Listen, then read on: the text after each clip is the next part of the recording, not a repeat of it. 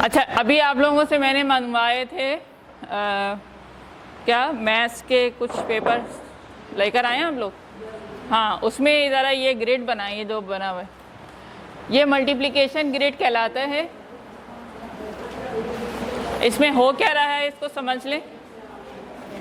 1 से लेकर 10 तक लिखिएगा, 11 12 तक लिखने की जरूरत नहीं, 10 तक लिखने हैं आपने यहाँ से, इधर देख लें। और ऊपर भी 1 से लेकर 10 तक। अब हो क्या रहा है कि ये 1 इस 1 से मल्टीप्लाई होगा तो क्या आएगा 1, ये 2 इस 2 से मल्टीप्लाई होगा तो 4, 2 1 जा 2 यहाँ, 2 2 जा 4, 2 3 जा 6, 2 4 जा 8, ऐसे करते करते ये पूरा 100 तक फेल होना चाहिए। ये काम आप बच्चों से बार बार उनकी कॉपी में करवाएं, इससे भी उनको टेबल याद होंगे। ये टेबल याद करवाने का एक और अलग तरीका है। बना लें शाबाश जल्दी से, ताकि आपको याद रहे। अच्छा, किसी ने जब मैं ये करवा रही थी तो किसी ने कहा ये वर्ड प्रॉब्लम है। अगर आप ये केजी से बच्चों को करवाएंगे तो वर्ड प्रॉब्लम तो कोई मुश्किल ही नहीं है फिर उनके लिए। मैंने क्या कहा था कि आप नंबर्स के साथ लैंग्वेज को यूज़ करें। शुरू से ही आप उसको जब लैंग्वेज के साथ कनेक्ट करके बता रहे होंगे ना, तो उनको कुछ अजीब नहीं लगेगा वर्ड प्रॉब्लम करते वक्त।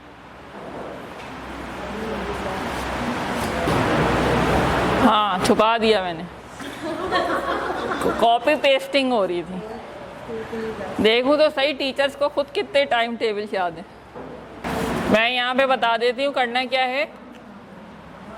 आपने यहाँ लिखना है 1, यहाँ लिखना है 1, यहाँ लिखना है 2,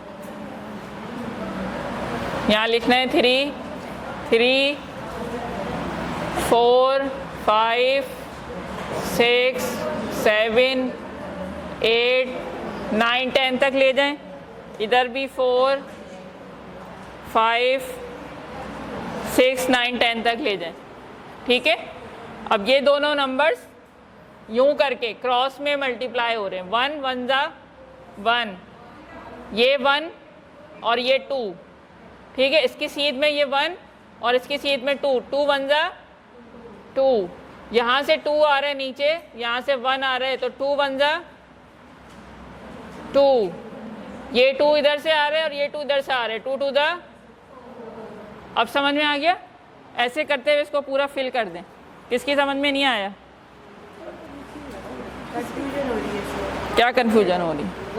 देखिए, एक कॉलम से आ रहा है एक नंबर और एक रो से आ रहा है। जिस जगह दोनों आके कंसाइड कर रहे हैं वह दोनों मल्टीप्लाई करके उसका प्रोडक्ट लिखना है।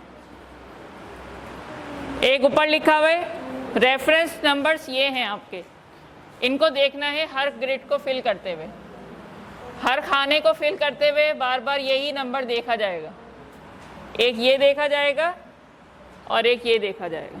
दोबारा समझ लें, ये वाला खाना है, मिसाल के तौर पे यहाँ मुझे प्रोडक्ट लिखना है, तो इसके ऊपर सबसे ऊपर कौन सा नंबर है? 2 है। और इस तरफ हॉरिजॉन्टल में, हॉरिजॉन्टल, वर्टिकल में क्या है और हॉरिजॉन्टल में क्या है? इन दोनों को प्रोडक्ट लिखना है यहाँ पे। क्लियर है? ये दोबारा बता दूं, ये एक खाना है, ठीक है। यहाँ पे क्या आएगा ये डिसाइड करना है। टॉप पे क्या नंबर लिखा हुआ है? 3, और इसके इस तरफ 3, तो ये 3 इस 3 से मल्टीप्लाई होगा और यहाँ नंबर लिखेंगे, तो ये कोइंसाइड करते हुए आ रहे नंबर्स। अब यहाँ पे अगर मुझे कोई नंबर लिखना है तो वो कौन सा होगा? टॉप पे 4 है और इसके इधर किधर है, क्या है? 3, तो 3 इस 4 से मल्टीप्लाई होगा और यहाँ पे 12 आ जाएगा।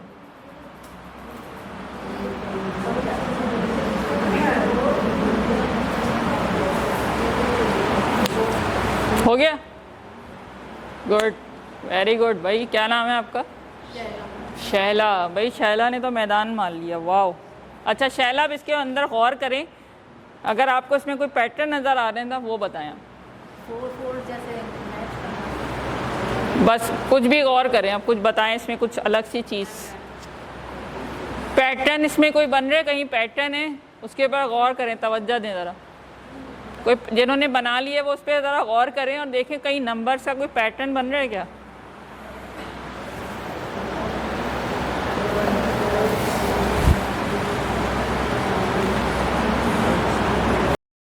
लेकर 12 तक, राइट। अच्छा, ये सारे यहाँ पे क्या है, 2 के टेबल से, हाँ वो तो सही है। इसके डायगोनल में जो नंबर नज़र आ रहे हैं आपको, कौन बताएगा ये क्या चीज़ है? ये 1, 4, 9, 16, 25, 36, ये क्या चीज़ है? 1, 12, 23, 24, 45, 56, 67, 78, 89 और 100। ये डायगोनल में जो नंबर्स हैं इसका बताएं, इसका बताएं ये क्या, कौन से नंबर्स हैं ये? क्या कहलाते हैं? परफेक्ट स्क्वायर्स हैं ये। क्या हैं ये? परफेक्ट स्क्वायर्स हैं ये, ठीक है। अच्छा, इस परफेक्ट स्क्वायर के इस तरफ भी वही नंबर है, इसके लेफ्ट और राइट पे बिल्कुल सेम नंबर चल रहा है। देख रहे हैं आप, यहाँ 12 तो उसके भी इक्वल डिस्टेंस पे वही नंबर 12 लिखा हुआ है। ये 25 है, इधर भी 24 है और इधर भी 24 है। अच्छा, इसी तरह से जो 10 की रॉ है, यहाँ से भी सेम नंबर बन रहे। तो इस तरह यहाँ पे आप बच्चों को जब पैटर्न ऑब्जर्व करवाएंगे वो और कई तरह के पैटर्न आपको बता रहे होंगे और पूरा उसमें खो जाएंगे अच्छे से। तो ये एक अच्छी एक्सरसाइज होती है टाइम टेबल्स याद करवाने की भी, प्रैक्टिस करवाने की भी। और अच्छा, इसी के ज़रिए से आप फैक्टर्स और मल्टीपल्स का कॉन्सेप्ट भी दे सकते हैं। कैसे दे सकते हैं, कोई बताएगा? इस ग्रिड के ज़रिए से फैक्टर्स और मल्टीपल्स का कॉन्सेप्ट कैसे देंगे? 1 multiply 1, 2, 2 multiply 2, 4, 3 multiply 3, 6। Thank you so much. अच्छा, यहाँ पे ये जो नंबर्स हैं ये क्या हैं? फैक्टर्स हैं। क्या हैं ये? ऊपर ये जो नंबर थे ये क्या थे? फैक्टर्स थे। ये भी फैक्टर्स की लाइन है और ये भी फैक्टर्स की लाइन है। इसको ज़रा ग्रे शेड कर लें, आपने जो बनाया है ना, ये फैक्टर्स को ज़रा ग्रे शेड कर लें पेंसिल से, पेन जो भी चीज़ है आपके पास।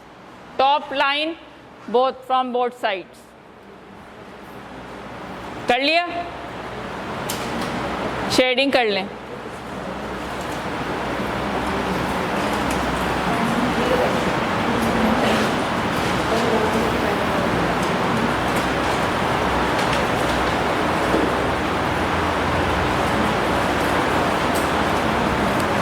अब ये फैक्टर्स जब आपस में मल्टीप्लाई होके जो नंबर आ रहा है वो इसके क्या हैं? मल्टीपल्स हैं। वो इसके क्या हैं? मल्टीपल्स। यानी कि जब कोई दो नंबर मल्टीप्लाई होके कोई नया नंबर बनाते हैं तो वो नया नंबर क्या होता है? मल्टीपल होता है। और वो जो दो नंबर होते हैं वो क्या होते हैं? फैक्टर होते हैं। सिंपल, बोर्ड पे लिख के बता दें। जैसे आपने क्या किया था, 2 multiply 3 equals 6। तो 6 is the multiple of 3 and 2. 2 and 3 are factors of 6। Clear हो गया? 2 और 3, यानी कि 2 भी 6 का फैक्टर है और 3 भी, क्योंकि 6 2 के टेबल में भी आता है और 3 के टेबल में भी आता है। इसी तरह से 2-4 और बच्चों से पूछें। अच्छा बताओ, 10 का फैक्टर कौन है? 10 के फैक्टर्स बताओ इसमें ढूंढ के। अब आपके पूरे ग्रिड में जहाँ जहाँ 10 है ना, उसको ज़रा हाईलाइट कर लें, सर्कल कर लें या शेड कर दें। 10 ढूंढें, जल्दी से जल्दी ढूंढें। जितनी दफ़ा 10 लिखा हुआ है, कहाँ 10 लिखा हुआ है?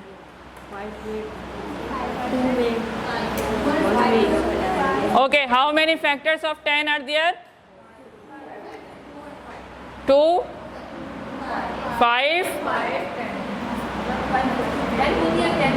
1 में नहीं आ रहा 10। और 10 में 10 नहीं आ रहा, और कहीं नहीं आ रहा। तो इसी ग्रिड से आपने अगर एक ग्रिड ये दफ़ा बना लिया तो यहाँ से फैक्टर और मल्टीपल का भी कॉन्सेप्ट क्लियर हो जाएगा। 1 2 5 10 ये 10 के फैक्टर्स थे। और कोई नंबर ले लो, कोई नंबर ले लो, बताओ। बड़ा नंबर ले लो, 40। Tell me the factors of 40। 4 में 2 में 5 में 4 6 5 8 10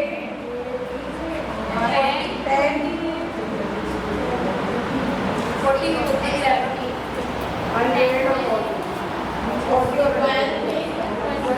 अब आप 20 तक गए नहीं है, अदरवाइज ये 20 में भी आएगा। एंड देन 40, ठीक है, क्लियर हो गया? मज़े का है ना? नहीं है? अच्छा, मल्टीप्लिकेशन का एक और जो है वो आप प्रैक्टिस करवा सकते हैं with the help of dice. या मेरे डाइस का ये मैंने खुद से बनाए हुए, आप बने बनाए ख़रीद लें और ख़ुद से बना लें, कोई मसला नहीं है। अच्छा, डाइस की ये खुसूसियत होती है, इसका भी एक ख़ास पैटर्न होता है। कौन बताएगा? डाइस में नंबर ऐसे ही रैंडमली डले हुए होते हैं या कोई ख़ास तरीके से डले हुए होते हैं? नो, इसके इधर जो नंबर होता है और ऑपोजिट साइड पे जो नंबर होता है उसका सम 7 होता है। 6 के ऑपोजिट होगा 1, 2 के ऑपोजिट क्या होगा 5, 3 के ऑपोजिट क्या होगा 4। सही है? तो इस तरह से ये डाइस बना हुआ होता है। अच्छा, अब बच्चों को बुला लें। चलो भाई, क्या आया? 5 1 जा। अब आप क्या करें, वर्कशीट बना लें या कोई भी ऐसी चीज़ बना लें, बोर्ड पे लिख लें। चलो बेटा आ जाओ, आपने डाइस फेंके, चलें भाई लिखें क्या आया 5 और 3। जल्दी से लिख के मल्टीप्लाई करके बता दो। 5 × 3 15। तो ये भी एक खेल खेल में उसकी जितनी ज़्यादा आप प्रैक्टिस में इन्वॉल्व करेंगे, कॉन्सेप्ट दे दिया आपने मटेरियल के ज़रिए से, प्रैक्टिस फिर आपने अच्छी खासी करवानी, फारिग नहीं बैठना रोज़ाना। और मैथ्स की क्लास में आपने क्या करना है कि आते के साथ ही आपने 2 1 जा, 4 5 जा, 5 - 3 10 - 7 ये वाली ओरल प्रैक्टिस करवानी है ताकि वो उनके दिमाग उन यूज टू हो जाए और मेक्स अ मैन परफेक्ट। तो मैथ्स में प्रैक्टिस बहुत ज़रूरी है। अच्छा जी, तो ये क्लियर हो गया फैक्टर्स एंड मल्टीपल्स। अच्छा, वो मैंने तस्वीर लगाई है क्योंकि लोग बोलेंगे भाई 6 तक ही कर सकते हैं टाइम टेबल, तो ऐसे भी डाइस आते हैं जो 8 फेसेस के होते हैं, ये भी आप ले सकते हैं या ख़ुद भी बना सकते हैं। फैक्टर्स एंड मल्टीपल्स का कॉन्सेप्ट क्लियर हो गया हमारा। अच्छा, ये वाला पैटर्न जो है ना, ये आपको मैंने दिखा दिया। अगर इसमें इन्होंने ज़ीरो भी डाल दिए तो ये सारे ज़ीरो आ गए, उस तरफ भी सारे ज़ीरो आ गए। ये सब 4 6 8 24, यहाँ भी 4 6 8 24, यहाँ 9 12 36 सेम नंबर्स वहाँ भी जा रहे हैं। नज़र आ रहे? और डायगोनल में हमने पीछे देखा था सारे कौन से नंबर्स थे? डायगोनल में कौन से नंबर्स थे? Perfect squares. डायगोनल का मतलब ये होता है कि अगर स्क्वायर ये रेक्टेंगल है तो ये वाली लाइन ये होती है डायगोनल।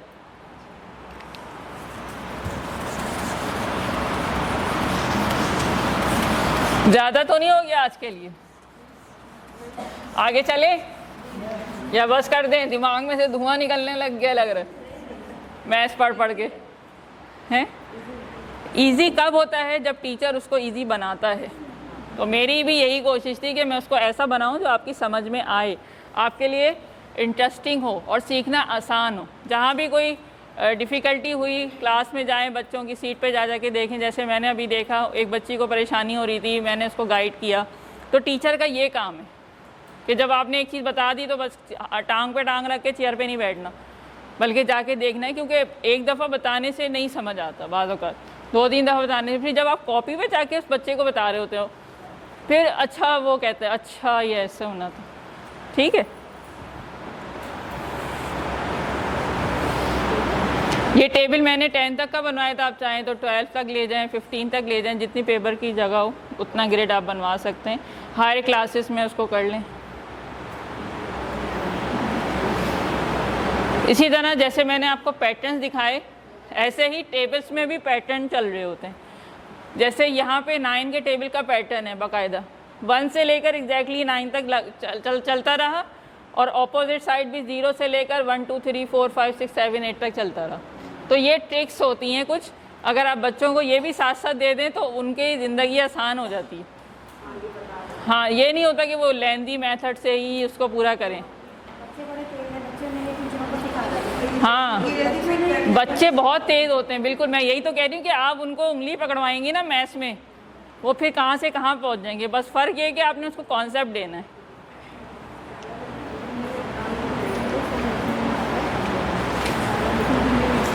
ये हमने देख लिया है फैक्टर्स एंड मल्टीपल्स। इस तरह की वर्कशीट्स बना सकते हैं आप, जैसे 5, 15 और 10, 12 ग्रेड में से देखा, जल्दी जल्दी फैक्टर लिख दिए।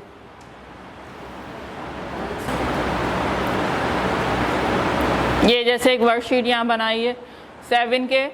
अब टीचर ने क्या किया है, बीच में एक नंबर दे दिया और बच्चे को बोला कि जो बहुत सारे मल्टीपल्स लिख दिए।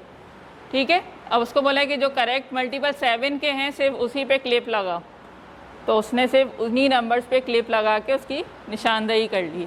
इस तरह के भी आप लोग चीज़ें बना सकते हैं। ये क्या है, किसको पता है ये क्या है? कौन बताएगा? जी, ऐसे नंबर आते हैं कि अगर वो बड़ा नंबर होगा तो हम जबानी इसके जरिए बता सकते हैं कि दूसरे डिविजिबल है, परफेक्ट है। बिल्कुल। अगर आपके पास कोई मल्टीपल आ जाता है और आपको उसको डिवाइड करना है या उस पर ये हमें कैसे पता चलेगा कि उसका फैक्टर कौन सा है या वो किस नंबर से पूरा पूरा डिवाइड हो जाएगा? तो ये भी एक ट्रिक ही समझ लें, इसको कहते हैं डिविजिबिलिटी रूल। फॉर एग्जांपल ये एक नंबर है, मैं यहीं से इसको देख के बता दूंगी कि ये नंबर 2 से डिवाइड हो जाएगा। कैसे? लास्ट में 0 आ रहा है इसलिए।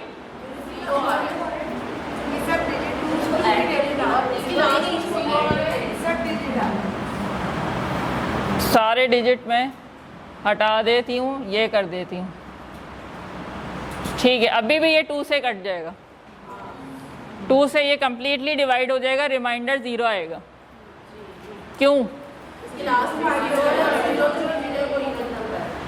जी हाँ, यूनिट प्लेस पे अगर आपके पास क्या आ जाए, इफ़ द लास्ट डिजिट या यूनिट डिजिट इज़ इवन और 0। 0 इवन कौन कौन से होते हैं? जी हाँ, 2, 4, 6, 8 ये आपके इवन नज़र है। सिंगल ही डिजिट आएगा ना यूनिट प्लेस पे, डबल तो नहीं आ जाएगा।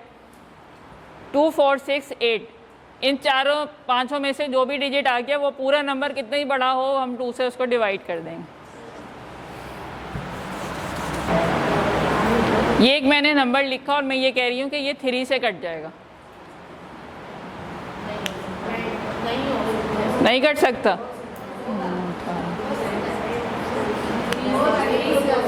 कैसे?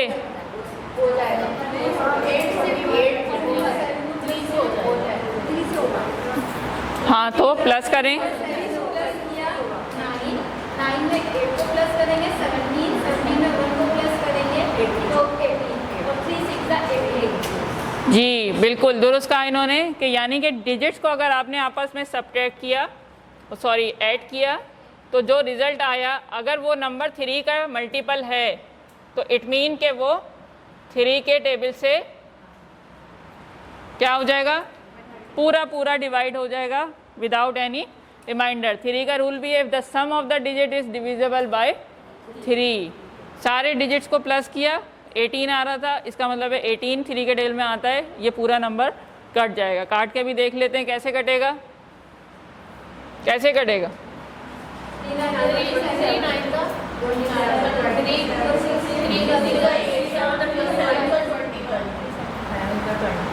सही है। 4 का क्या रूल है? हाँ, किसी भी नंबर के लास्ट 2 डिजिट्स, मिसाल के तौर पे 4 के मल्टीपल में क्या होता है? 08 08, आखिर में क्या आ रहा हो? 04 08 12 16 20 24 28, वो सारे नंबर 40, वो सारे नंबर 4 से डिवाइड हो जाएंगे आखिर के ये वाली प्लेसेस, यूनिट और टेंस की प्लेसेस पे। अगर 4 के मल्टीपल्स आ रहे होंगे तो वो नंबर 4 से डिवाइड हो जाएगा। और 5 का क्या है? 5 या 0 आ जाए किसी की भी नंबर के यूनिट प्लेस पे, वो 5 से डिवाइड हो जाएगा। 6 क्या है? अगर रूल 2 और रूल 3 दोनों इम्प्लीमेंट हो रहे हैं, यानी कि वो लास्ट इवन नंबर भी है और 3 से भी डिवाइड हो सकता है, इसका मतलब वो 6 से भी डिवाइड हो सकता है। फिर 8 का क्या है? Last 3 digits are divisible by 8। 9 का क्या है? The sum of digits is divisible by 9। अगर उनका सबका सम ऐसा नंबर आ जाए जो 9 से डिवाइड हो सकता है या 9 का मल्टीपल है, इसका मतलब है कि वो 9 से पूरा कट जाएगा। और 10 का तो सिंपल है कि आखिर में 0 आना चाहिए। क्लियर हो गया? ये बच्चों को डिविजिबिलिटी रूल्स लाजमी समझाया करें और उनकी प्रैक्टिस करवाया करें ताकि आगे कैलकुलेशन में सेकेंडरी लेवल पे उनको मुश्किल ना हो। हम अक्सर इसको स्किप कर देते हैं। अच्छा, अब एक और चीज़ आ जाती है फैक्टराइजेशन। फैक्टराइजेशन में हमारे पास पहले हम कॉन्सेप्ट देते हैं। किसका कॉन्सेप्ट देते हैं फैक्टराइजेशन के लिए? किसका देते हैं? 2 तरह के नंबर्स होते हैं।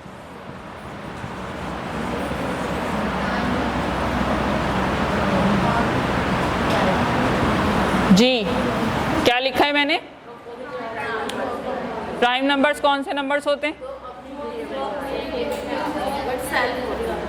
ये ज़रा अपने ग्रिड में हाईलाइट करें कौन कौन से प्राइम नंबर हैं।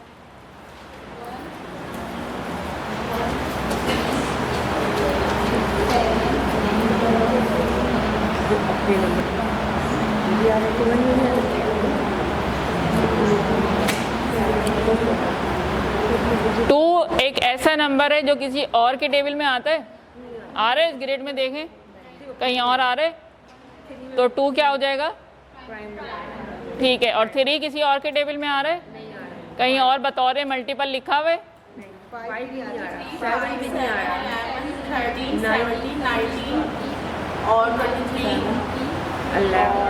29। ठीक है, तो ये कॉम्पोजिट नंबर और प्राइम नंबर। फैक्टराइजेशन का मतलब क्या होता है? फैक्टराइजेशन का मतलब ये होता है कि आप किसी भी नंबर के सिर्फ प्राइम फैक्टर्स निकालें। फैक्टराइजेशन का मतलब क्या है?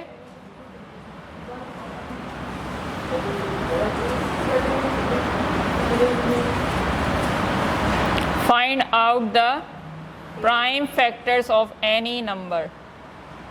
अभी तक हमने कौन से फैक्टर्स देखे थे? उसमें हमने इसको अलग नहीं किया था कि ये प्राइम फैक्टर्स हैं या कॉम्पोजिट। अपनी ग्रेड ये दिखाएगा मुझे। हाँ, ये मैंने कहा था ना, ये ऊपर फैक्टर्स हैं, ये भी सारे फैक्टर्स हैं, लेकिन इसमें से प्राइम फैक्टर्स कौन से हैं? अभी हमने देखा 2, 3, 5, 7, 13 तक तो अभी हम गए नहीं हैं। यहाँ इस ग्रेड में हमने, तो इस ग्रेड में किसी भी नंबर के कौन से फैक्टर्स प्राइम होंगे? 2, 3, 5 और 7। तो किसी भी नंबर को के जब हम प्राइम फैक्टर्स निकालते हैं तो उसका एक ख़ास तरीका होता है। कैसे कर रहे होते हैं? इस तरह के कॉलम बना के कर रहे होते हैं। फॉर एग्जांपल कोई नंबर बताएं, छोटा सा नंबर ले लेते हैं, 36 ले लें चलें।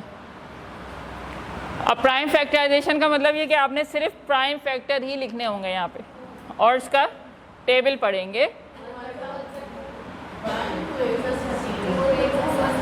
यहाँ कैरी चला जाएगा।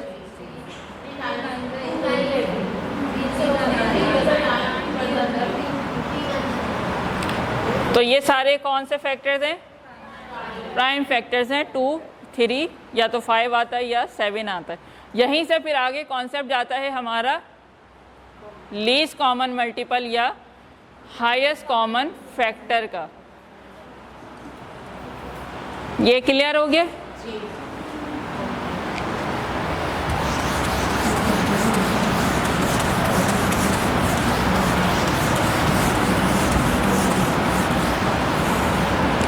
फैक्टर समझ में आ गया?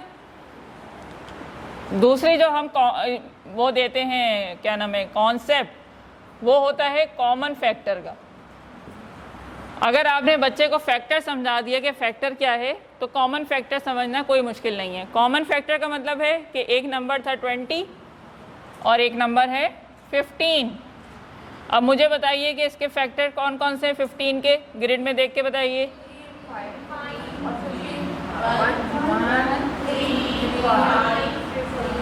20 के बताइए।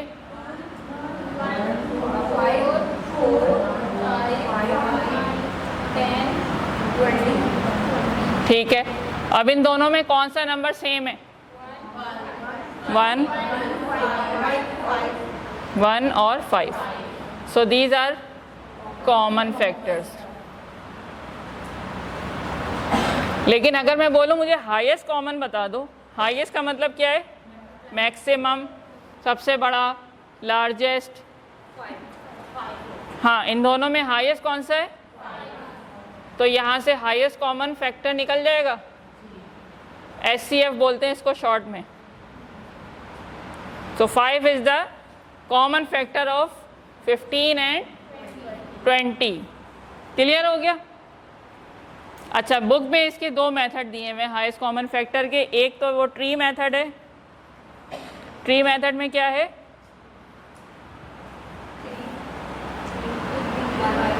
3 और 5, 3 5 ज़ा 15, इस तरह से। और फिर 20 के करें तो क्या बनेगा?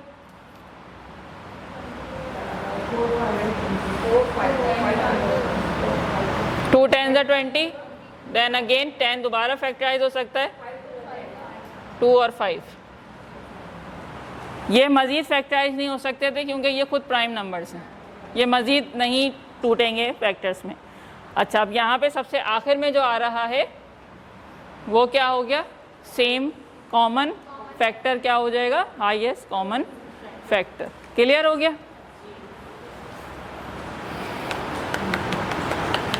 अच्छा, इसका इसी तरह से लीस्ट कॉमन मल्टीपल। मल्टीपल्स भी आपने देखा ग्रिड में सारे मल्टीपल्स लिखे हुए थे आपने। ये जो बीच में नंबर आ रहे हैं ये सब क्या हैं? मल्टीपल्स हैं ये। अच्छा, अब मुझे ये बताइए, ये फर्स्ट 10 मल्टीपल्स हैं। जब हम टाइम्स टेबल लिखते हैं तो वो क्या होते हैं? किसी भी नंबर के फर्स्ट 10 मल्टीपल्स। अगर मैं बोलूँ फर्स्ट 5 मल्टीपल बता दें 5 के, तो वो क्या क्या होंगे?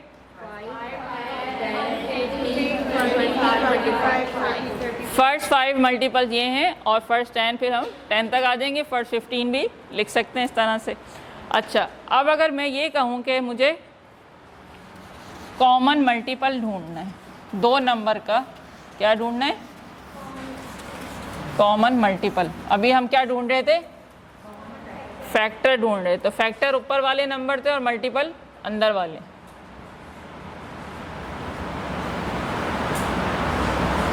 Common multiple.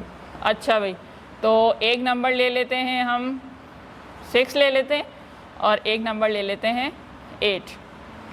चले भाई, अब 6 के मल्टीपल बताएं मुझे।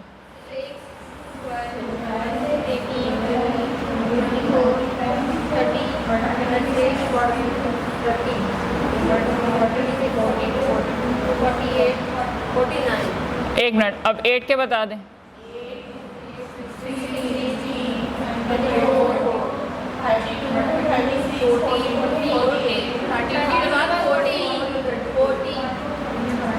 32 आएगा।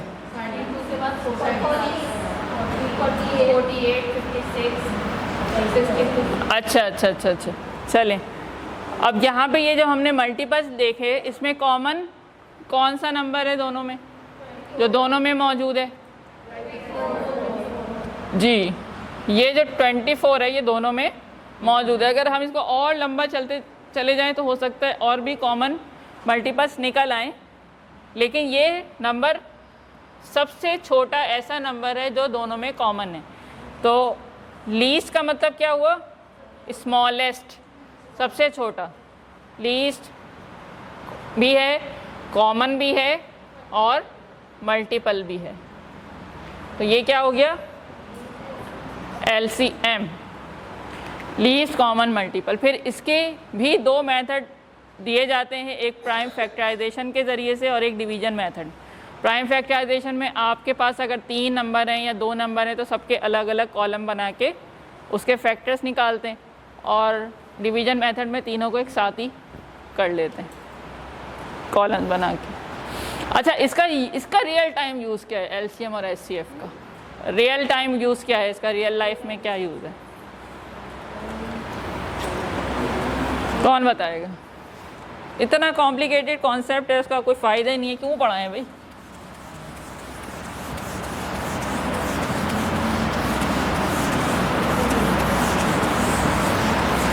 HCF का, LCM का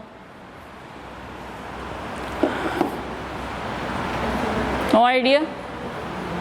हालांकि बुक में लिखा हुआ है, बुक में जो आपके वर्ड प्रॉब्लम्स हैं LCM HCF क्लास 5 की बुक में मौजूद है। कौन पढ़ाते हैं 5 को? अब तो कोई भी नहीं पढ़ाता, अब तो कोई भी नहीं पढ़ाता।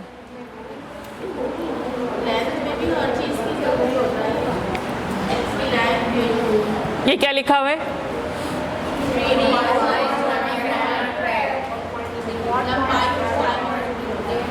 हाँ, 3 boys are running on the track. ये एक जॉगिंग ट्रैक, एक पार्क है, कुछ भी समझ लें। एक बच्चा जो है वो 2 मिनट में एक पूरा कंप्लीट सर्कल कर लेता है, दूसरा बच्चा कंप्लीट राउंड करने के लिए 4 मिनट लेता है, और तीसरा बच्चा 7 मिनट लेता है। सवाल समझ में आ गया? अब ये पूछ रहे हैं कि एट व्हाट पॉइंट, यानी कि एट व्हाट टाइम, किस टाइम पे जो है या कितने मिनट बाद जो है वो सारे एक पॉइंट पर मौजूद होंगे। दौड़ते दौड़ते दौड़ते दौड़ते 1-2 मिनट में पूरा कवर कर रहा है तो उसकी स्पीड ज़्यादा है, ज़्यादा है कम है? जो 2 मिनट में राउंड पूरा कर रहा है उसकी स्पीड ज़्यादा है या कम है? ज़्यादा है। जो 7 मिनट में कर रहा है उसकी स्पीड सबसे कम है। तो अगर कोई बच्चा दौड़ रहा है 2 मिनट में कवर कर रहा है, दूसरा 4 मिनट, तो सबकी स्पीड अलग अलग है ना, सब अलग अलग जगहों पे होंगे। लेकिन कोई ऐसा टाइम आएगा कि जब तीनों इस पॉइंट पर एक साथ आएंगे दौड़ते हुए, वो कौन सा पॉइंट है? स्टार्ट पॉइंट है। स्टार्ट के बाद कौन सा पॉइंट? वेरी गुड, तालियां। मैथ्स के टीचर से ऐसा जवाब मुतवक्के नहीं था। तो ये मालूम करने के लिए हम यूज़ करते हैं